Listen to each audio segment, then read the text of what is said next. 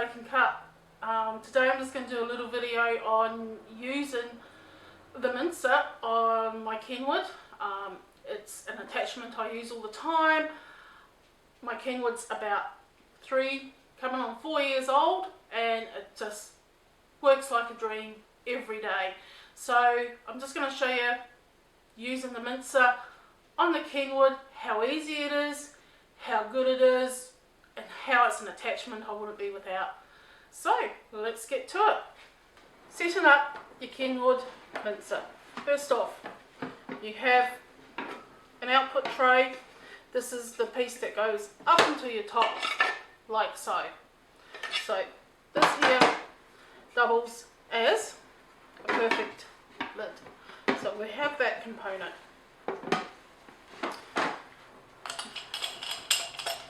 So we pull it apart.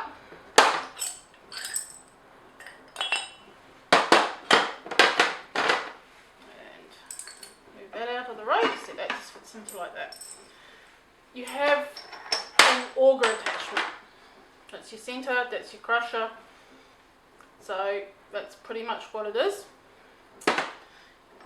You get 3 different cutting discs with it, so you can choose your sizing which you wish to choose.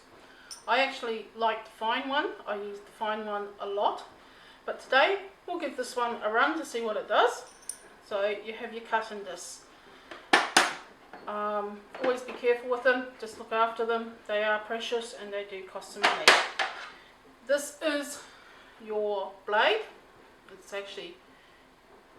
not sharp, it's not going to cut you, but nonetheless still look after it, because they are edges that cut and you still don't want to blunten them, so do take care with your mincer. And of course this is the body of the mincer. As you can see, it's got furrows in there. So to put it together, you put in your auger and you rattle it around. Then you get your blade, so you can see that. You pop that onto there, it just locks on. Then you get your plate, you pop it on. Now you've got to line it up to there so it just sits in nicely. Then you pop on the screw, screw it round. You also get this attachment, and that fits onto there. So don't panic if you put it on there and it's too tight. I very rarely use this attachment because my hands are pretty good for strength wise. So we'll pop that down there onto the Kenwood. So you take off, you've got your little lever on the front, take off the front cover plate. Move that out of the road. As you will see, you've got a hole in here and you have to line this up. So when you put it together, make sure your, I don't know what you call that, I'd call it a spigot or a spindle. So you line this up so it fits into there. I will take a photo of that so that you can see it. So it just lines up just like that. Pretty easy, pretty straightforward. So then you pop that on. So that's your tray. Put your output plate there.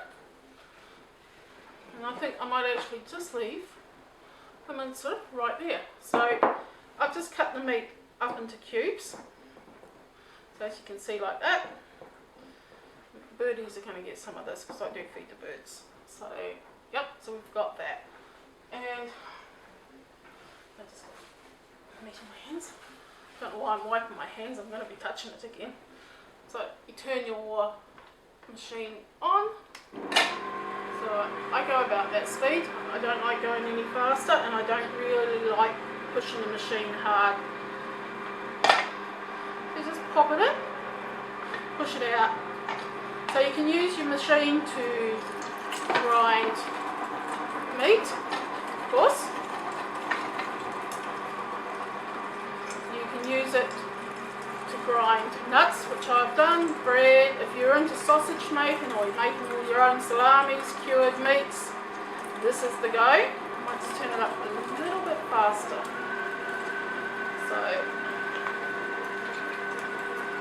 judge for yourself with your machine. Try not overwork them. You want your machine to last a long time.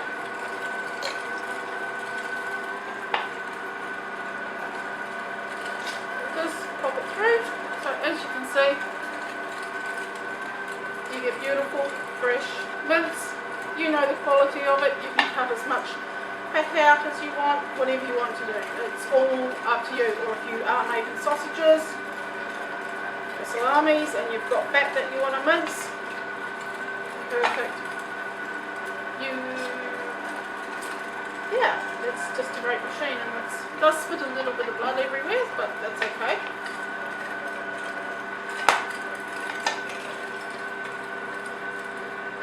That's a nice grind actually, a nice little bit of fat, and I'm really happy with that. It'll make a nice lasagna. I think that's really the best thing for me, is the freshness of the meat. Like I say, go to your butcher, ask him for a slab of meat that you can cut and mince yourself.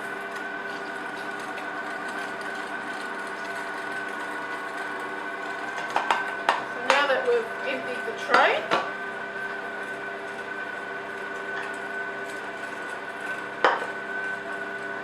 so we just let that run. Now, what I like to do is when I'm finished here, is I swap out that for that. And I like to put some bread through because it just cleans through the rest of the meat and cleans the mincer. So we just pop that in, and you will see how good this minces up bread. So if you're making meatballs or anything, a bit of bread in your meat's no drama. Or in my case, I'll be feeding this probably to the birds. So as you can see, the bread comes through. This was a nice piece of sourdough that I made full of flaxseed and seeds, hence why it's not white. And there, that just cleans your mincer through.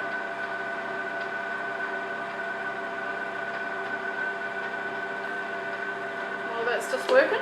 On this piece, the top comes off, so you can wash it, and you just got to remember that. So it does fill up with water, it comes apart. So that is a great tool. So we get it out of the road. Let me stop that. There we go. You take that off. We just pop that onto there until you're ready, and then you can cover it. So just to take it apart, I actually do it on here for some reason. I just find this is preferable for me.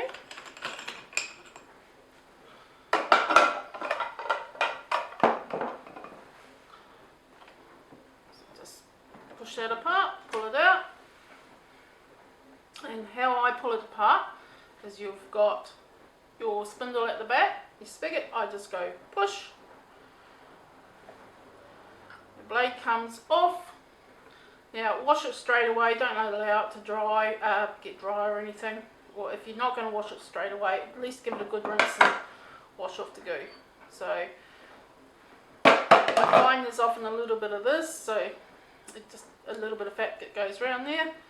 Dogs or cats won't mind that. In my case, the birds are going to go yummy. So just take that out. So we pop that into the wash container. You just push out your spindle, just like that. And of course, you just get your brush, pop it up there and give that a good wash out. Put any food in there. So it's all you have to do. Really is a great tool. So my next video, I've just got some oranges that I need to juice, and I'll show you the juicing attachment on it. So, hope you enjoyed that little video on using the Kenwood mincer attachment. Please hit the subscribe, please feel free to share, and if you've got a question, please ask away. And I'll catch you next time. Cheers!